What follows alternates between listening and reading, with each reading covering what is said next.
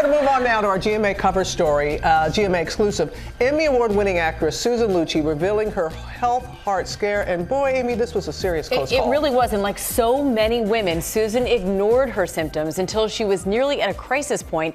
And now she wants to help other women. So she took her story to the American Heart Association. And now she's sharing that story with us. But Jack, that's one of the reasons that you love me. You know her best as Erica Kane, matriarch of the soap opera All My Children. And this morning, Susan Lucci is revealing how her life took a dramatic turn, worthy of a soap opera this past October, twice feeling discomfort in her chest and ignoring it. And I thought it was nothing. It's going to pass. Then she felt it a third time. I was actually in a boutique, and I suddenly felt what I had heard someone on a TV interview years ago, a woman say that she, leading up to a heart attack, had felt like an elephant was pressing on her chest. The store manager immediately drove her to the hospital.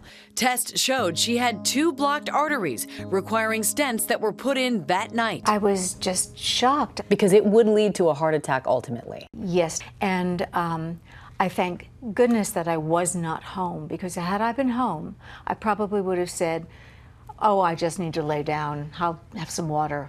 According to the American Heart Association, heart disease is the #1 killer of women, claiming more lives each year than all forms of cancer combined. It was a true surprise for Susan, who says she eats a healthy diet and exercises 6 to 7 days a week. She even spent a season on Dancing with the Stars. It was genetics for me and stress. And I asked the doctor, how is my heart? How's my actual heart? And he said, your heart is like the heart of a 20-year-old. And he said it to me 3 times, so I believe him. What about the emotional toll this has taken on you? How are you doing?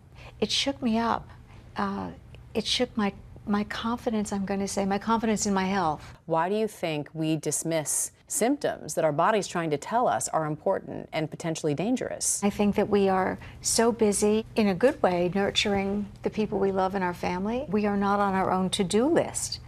And you think it will pass. And truly, my symptom of the elephant pressing on my chest and radiating around my back did pass. So then you're kind of thinking, this is foolish for me to be going to the hospital. Yes, and it's almost embarrassing. And this is interesting too. There are some of our men friends, they said, if this could happen to you, this could happen to me, this could happen to anyone. You just need to listen to your symptoms and act on them.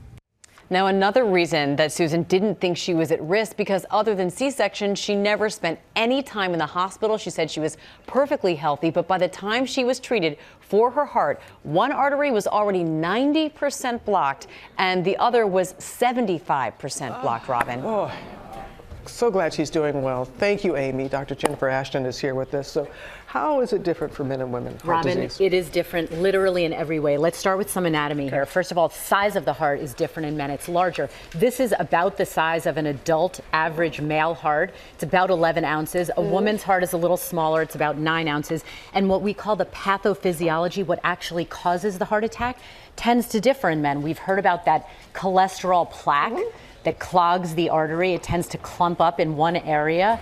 In women, it's different. It's called microvascular disease. Wow. So instead of one big clump, often it's diffusely kind of extended throughout the blood vessel. But Robin, the result is the same. Blocks off an artery, kills heart muscle, and that can be fatal. And I appreciate how Susan was so honest about saying she did not adhere to the symptoms. Right, and that is so common with women especially. So we need to go through this because this is truly life-saving, Robin. Number one, chest pain is still the most common in women and men, but look at the other symptoms: nausea, vomiting, sweating, fatigue, shortness of breath. These can be present a month before a woman has a heart attack. They're very vague. Yes, they're very vague, and they're flu-like.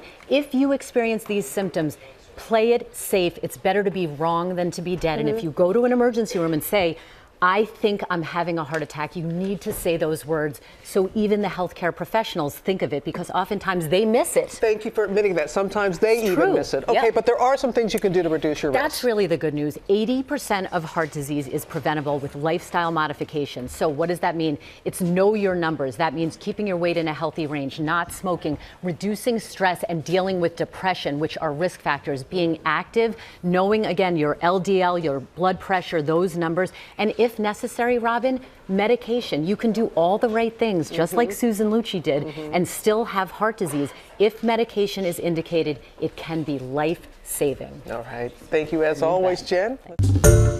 Hi everyone, George Stephanopoulos here. Thanks for checking out the ABC News YouTube channel. If you'd like to get more videos, show highlights, and watch live event coverage, click on the right over here to subscribe to our channel, and don't forget to download the ABC News app for breaking news alerts. Thanks for watching.